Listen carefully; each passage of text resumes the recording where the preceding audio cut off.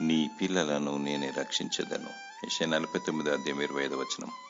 ప్రియులు నిద్రించుచుండగా సంతాన ఫలమును దయచేసి నీ గర్భఫలమును దీవించును. నీకు అనుగ్రహింపబడిన కుమార్తెలు కుమారులు దేవుని బహుమానమును ఆయన స్వాస్థ్యమై ఉన్నారు. వారు దేవుని సంబంధులు. వారిని జ్ఞానముతో దేవుని దయలో మనుషుల దయలో వర్ధిల్లున్నట్లు వేకువజామునే లేచి కన్నీరు కార్చి ప్రార్థిస్తూ ప్రభు సన్నిధిలో పెంచాలి. వారు పెరిగి పెద్దవారైన తరువాత దాని నుండి తొలగిపోరు. కొందరు నా బిడ్డలు ఎలా బ్రతుకుతారు, వారి భవిష్యత్తు ఎలా ఉంటుందో అని తల్లిదండ్రులు కంగారు పడుతూ ఉంటారు. వారిని వాక్యంలో పెంచితే చాలు. మరియు వారికి తెలివితేటలు, బుద్ధి, వివేచన, పరలోకపు జ్ఞానము దయచేయమని దేవునికి మొరపెట్టాలి. తల్లిదండ్రులైన మీరు కుటుంబంలో పిల్లల ఎదుట మాదిరికరంగా నడుచుకోవాలి. అధైర్యపడకము. నీ సంతానమును దేవుడి కాపాడును, భద్రపరచును, రక్షించును. దేవుని ప్రేమించి ఆయన ఆజ్ఞలను పాటిస్తే 1000 తరముల వరకు కరుణించువాడు ఆయనే. దేవుడు తన వాగ్దానాన్ని నీ పట్ల నెరవేర్చునుగాక. ఆమేన్.